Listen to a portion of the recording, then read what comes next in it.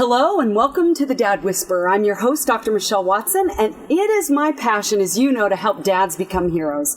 So week after week, I want to bring you relevant topics, dads, to support your goal, especially when it comes to the dad-daughter relationship. Now, before we begin, I've always got to remind you of the template. On your mark, get set, go. On your mark, every week is the title of the topic we'll be talking about. Get set. We're going to fill that in with stories and stats, and then go. You're going to always leave with one action step, one go step, dads, where you can put your love for your daughters and your sons into action.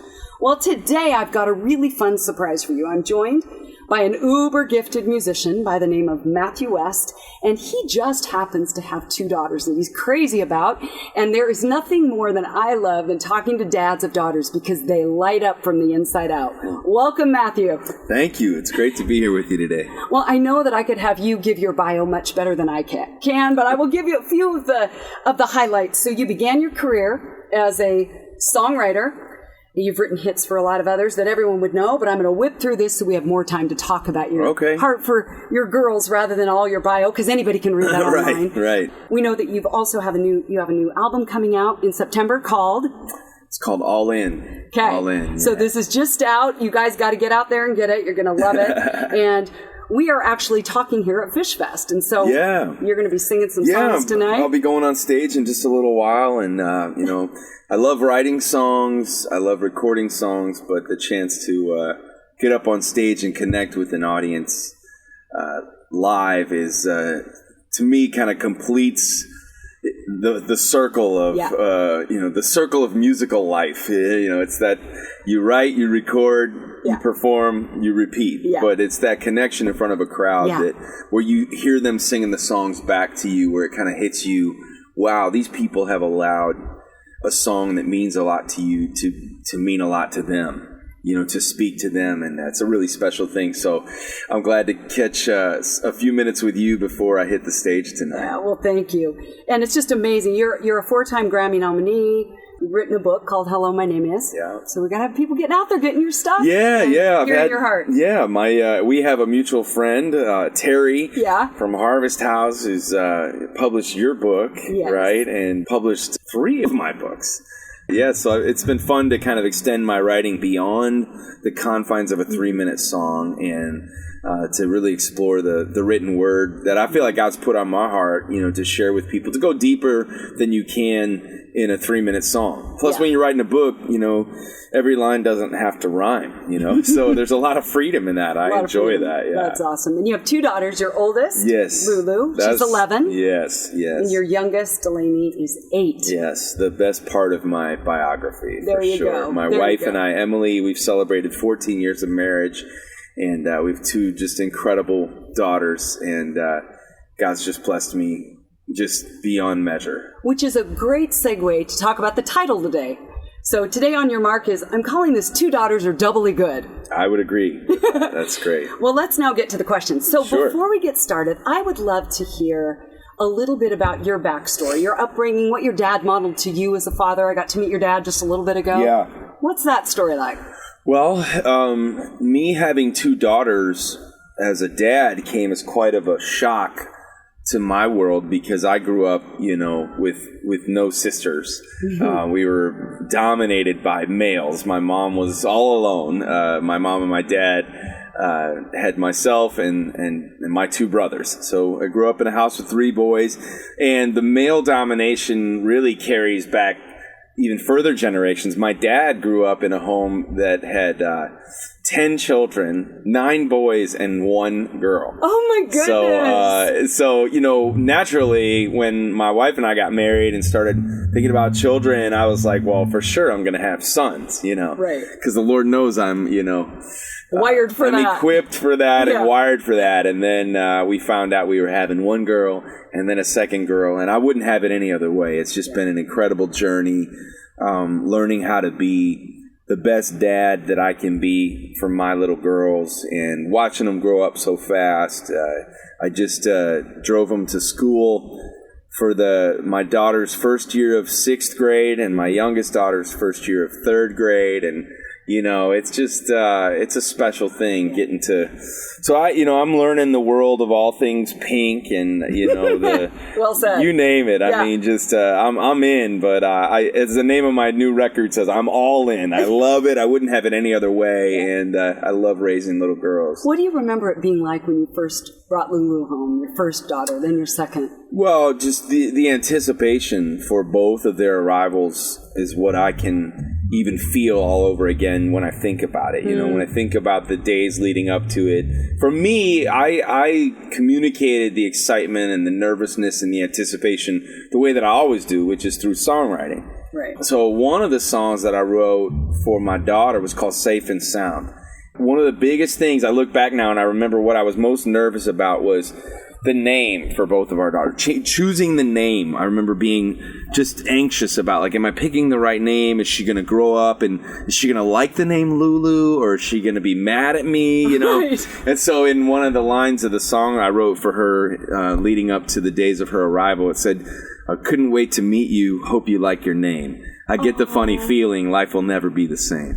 It turns out she does like her name. She's 11 years old. She likes her name, so that was an answer to prayer. But yeah, I just, I remember just praying hard, for a healthy baby, for a healthy mom, for the delivery to go smoothly, for her to not throw anything at me while she was in labor, those kinds of things. Yeah. But and then just the tears of joy upon the arrival. I remember specifically, like, I'm counting fingers and toes, and I'm looking into her eyes, and both of them, and just seeing their distinct features. They both entered into the world in totally different ways too. My first daughter, she was born, and her first thing she did was like spring her arms out, like, I'm here, world. And now she's kind of got that personality, like, here I am, world. And my youngest kind of entered into the world just very calm, and that's her demeanor today. So I don't know if there's any rhyme or reason to that, but it's pretty neat. So a lot of fond memories of the days leading up to the arrival of our daughters, but also the first moments with them, and just the gratitude for God's protection through that process, knowing that many people have many difficult circumstances around the birth of their children and the challenges that come with it.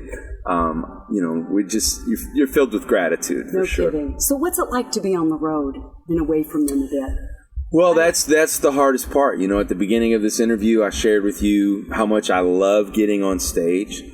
But, with everything that you love to do, a lot of times, I've been teaching my daughters lately, we're moving from one house to another, and they don't want to move.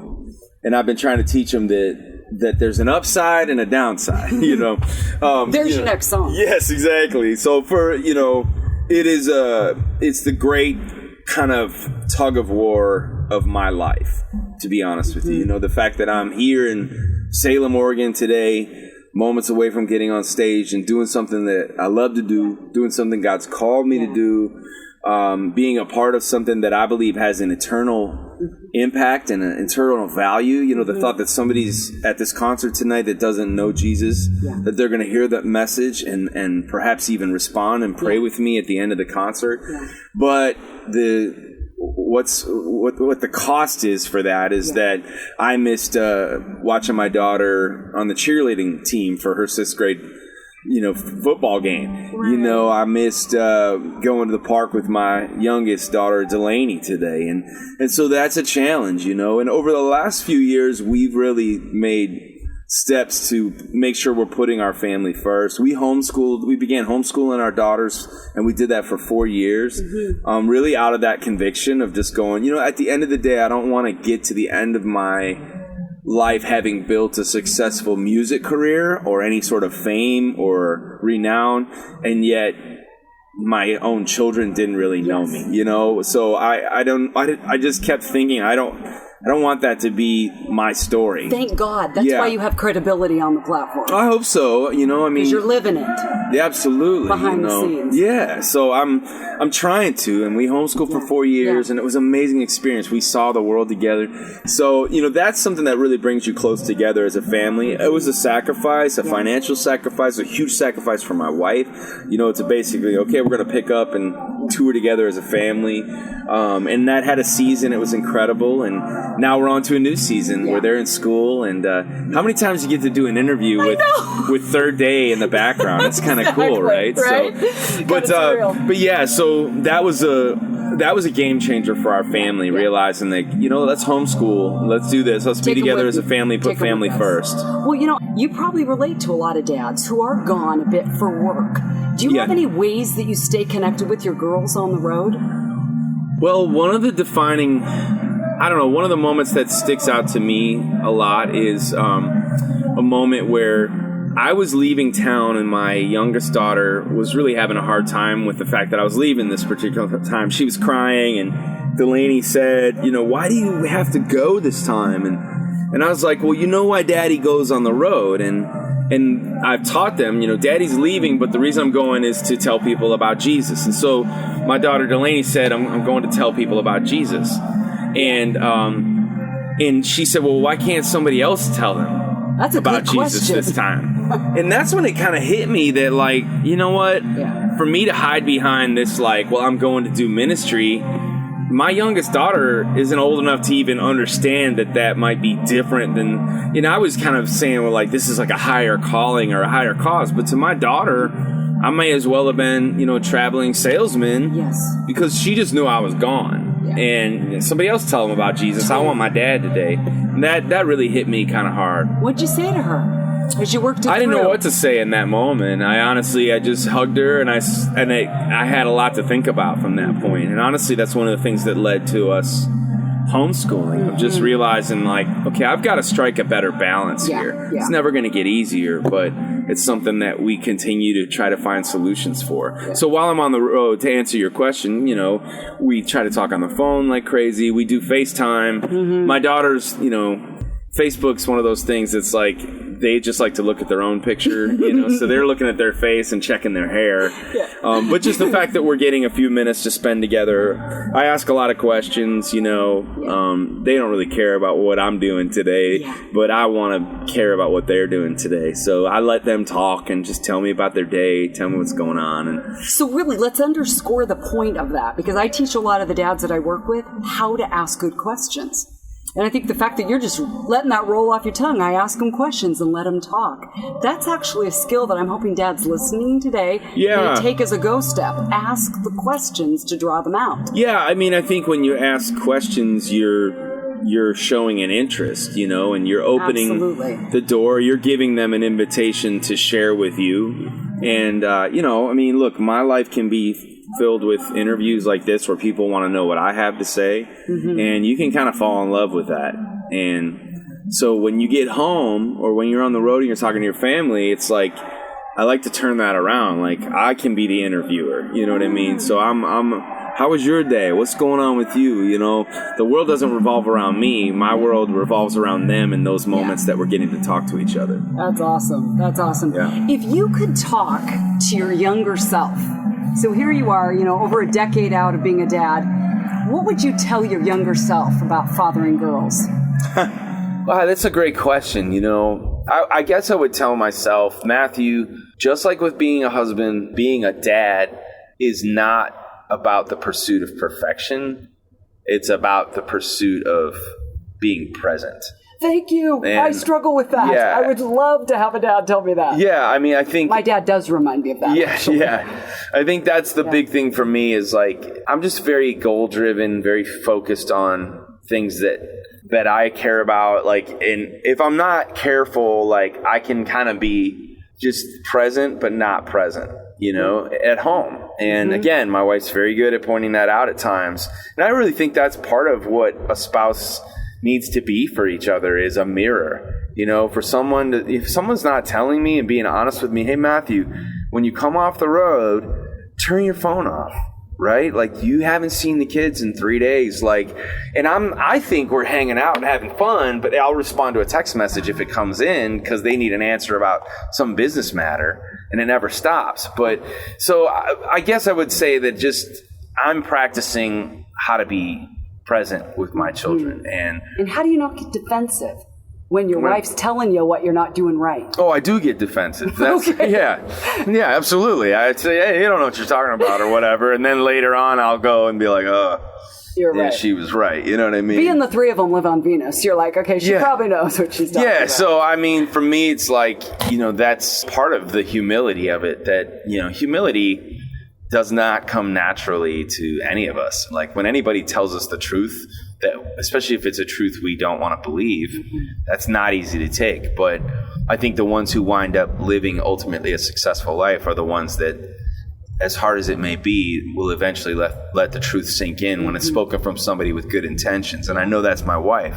Right. So I think that's what I would say to myself is like, hey, you're not going to be perfect, but at all costs, be present. Be in the mix with your kids.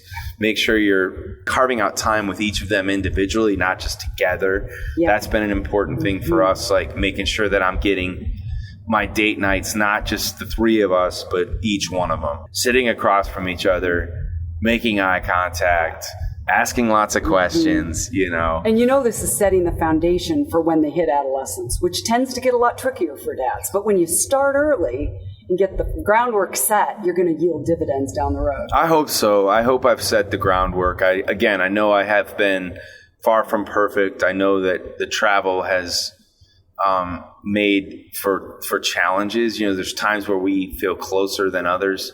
Yeah. Sometimes it's a real challenge when I'm gone and we just don't feel like we're connected. And I can sense the difference. They can sense the difference. And that's when I know it's time for me to be home, and pray for grace for that, But you're right. I think the way we interact with our children at a young age sets the stage for when they hit, the teenage years, which I'm told are going to be never a dull moment. Yeah. And I think, like thinking about the seeds you're planting now for later. And I love hearing that you go home and you thinking about intentional one-on-one time with your girls. Because again, speaking as a girl, a daughter, there is no way that individual time when my dad's looking at me and shutting everything off to say, I want to listen. There's no way that has anything other than a positive effect. Yeah, I mean, and I see the difference, when, especially like with my youngest, like, my oldest can be very outgoing. And so, we could talk to each other and it could sort of dominate the time if it's the three of us. And so I love seeing what happens when I get my youngest out for ice cream and the two of us are talking, and man, she'll just start talking a mile a minute. And I'll learn so much in that time about her world, what's going on with her, how she's feeling about school and things like that. So again, I think it comes to intentionality and really just the Lord knows our hearts. And for me, if your heart is not that your family's more important than your career, then no matter how much you think you're involved or being intentional or putting your family first, I think your priority list mirrors the priority list in your heart, and your actions play out in that, whether you like it or not. So you might like to believe, just like in your faith, you might like to believe that God is number one, and you might say that, and you might even proclaim it from the stage if you're a Christian singer like me. Yeah. But it's possible to proclaim that and not live that. It's possible to look that part but not live that Which part. I think happens a lot. Right, and so goes, the same as it is in our spiritual lives, it will be the same in our relationships with our family, or our relationships with others. It's kind of becoming that prayer of, God, search me, know me, tell me, show me what priorities are mixed up in my life right now, and allowing that light to shine into your heart to really expose if your motives are off in some way. One of my favorite songs of yours is Hello, My Name Is. Thank you. And one of the things I love about it is it's all about identity. Yeah. And I got a pretty extensive trauma history, and all those words about my name is regret. And, I think so many of us that are listening now can relate to the fact that the lies are easier to believe than the truth. And I just wanted to ask, how does that, I mean, the fact that you wrote a song like that means you get this. How do you speak into the true identity into your daughter's life? Well, I think one of the reasons the lies are easier to believe than the truth is because the lies seem to come at us more often.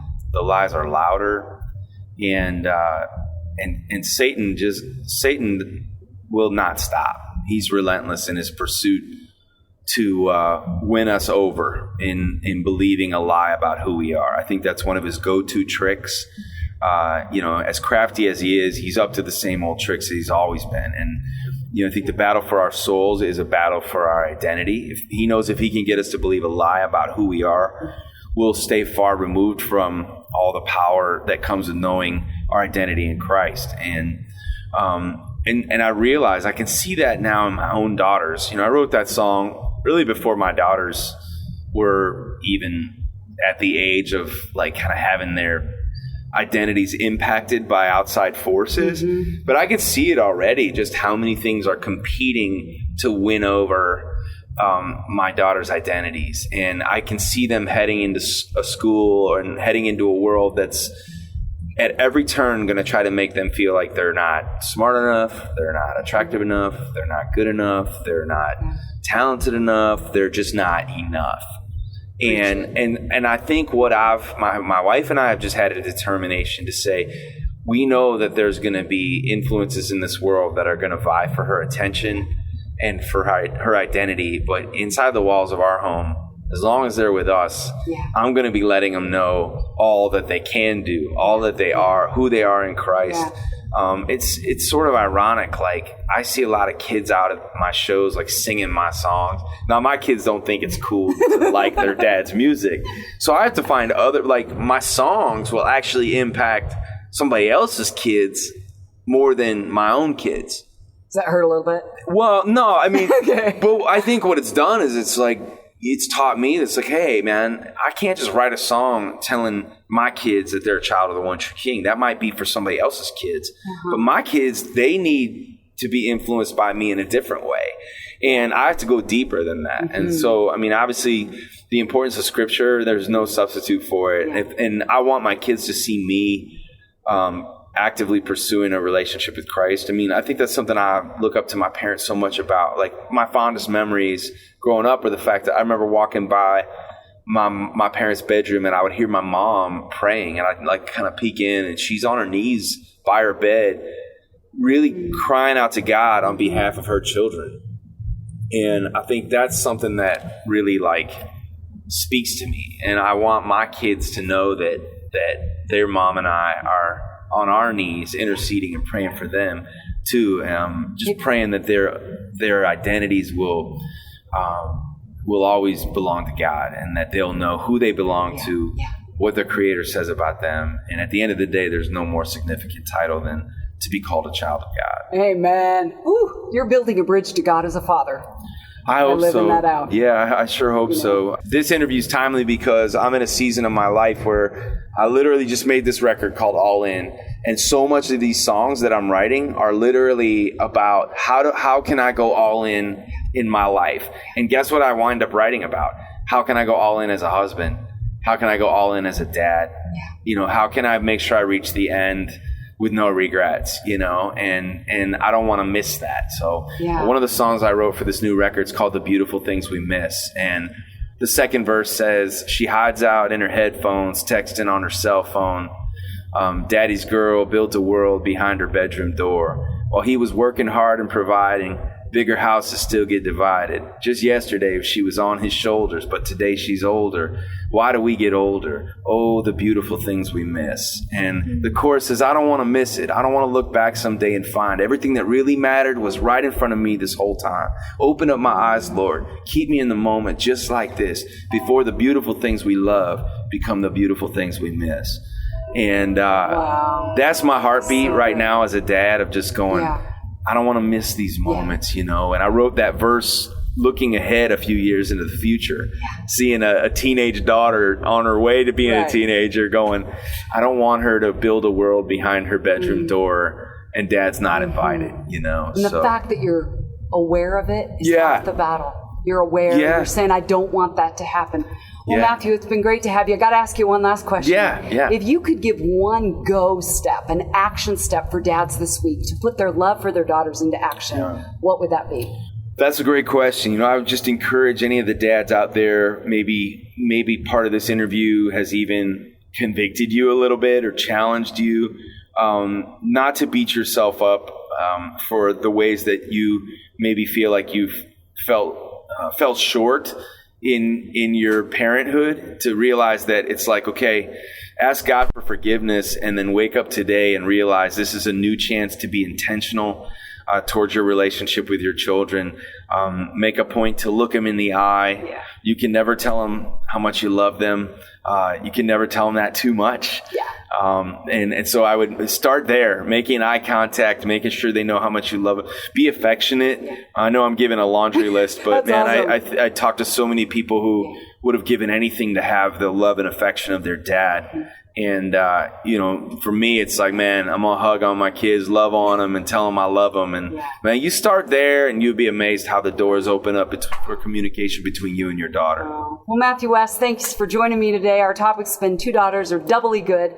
Thank you for sharing from your heart. Yeah, my pleasure. Thanks for having me on. It's been a joy to have you here.